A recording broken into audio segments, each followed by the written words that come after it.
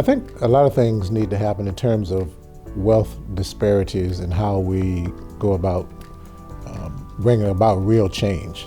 And one of those things is education. And I think that's one of the things that Legacy Makers brings to the table. Immediately, we need to do all the things that we can do to empower ourselves, through the building of knowledge, having a knowledge base to understand the difference between wealth and money. You can own a company and become wealthy. You can start a real estate business, become a landowner or property owner and become wealthy.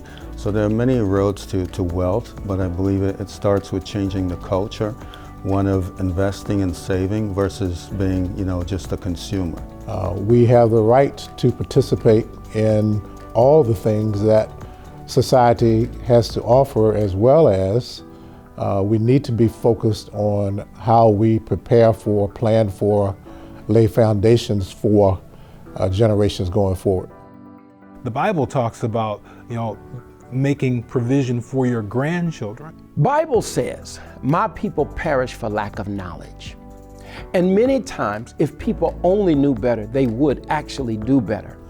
But more, how can we go forward in a manner that's going to be productive? And how can we go forward in a manner that's going to lift us all and lift up future generations? And if you have quality thinking, then the quality of your life would change, then the quality of your family would change, then that will change the culture. How can we not just build wealth for now, but how can we build it, secure it, pass it on? I think the name itself is a powerful testament to what we are trying to do and are interested in doing within our community, and that is to build wealth that can be passed on to the next generation.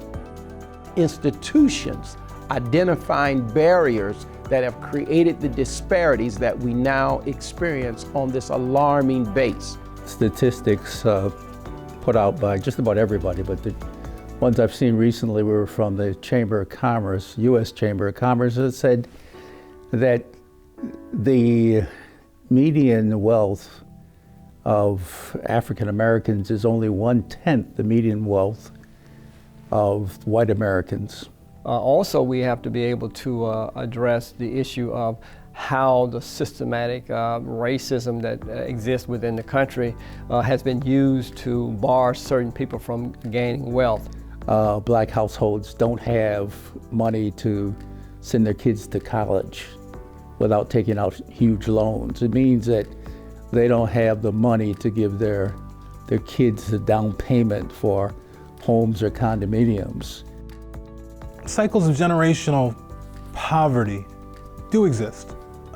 We've experienced this on both sides as you look even in our country. And so do I believe cycles of poverty can be broken? Yes, we have to change the mindset of those who are living in poverty.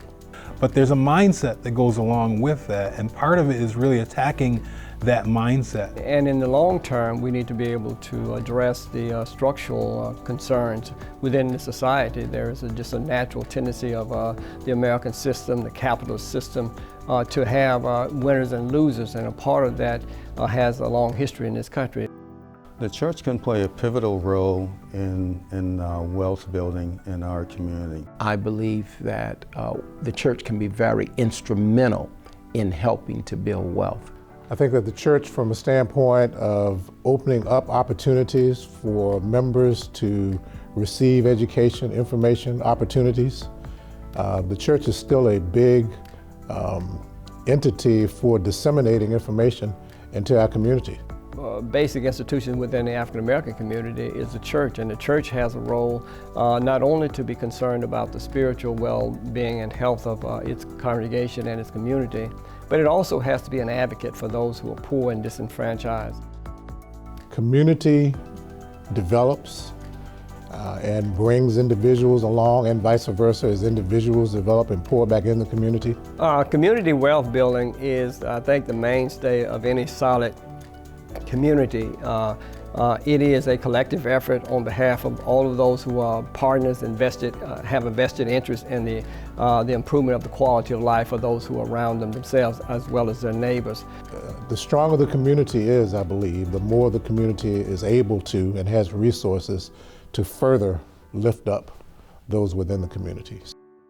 Legacy wealth makers certainly can make a difference. I think it's already making a difference. I've been interested in that idea of training and teaching individuals about money. Starting with the training, with the mentoring program, and also just getting the word out there to the community and the churches and other organizations. Is a great opportunity to support the efforts in and around the church, both in and around the church. Yeah, I think the Legacy Makers Wealth Initiative can make a big difference, and I think that it already is making a difference because it is opening up the conversation. There really hasn't been a wide conversation in our community. Again, we've focused and had to focus a lot on survival and had to focus a lot on the day-to-day things and really haven't always had the opportunity or the direction to focus on how can we not just build wealth for now, but how can we build it, secure it, pass it on. As we think about the future of our communities and how we will fare in the days ahead, in the year ahead, one of the things that we've learned in 2020 is that there are great challenges within our community in regard to financial well-being and health.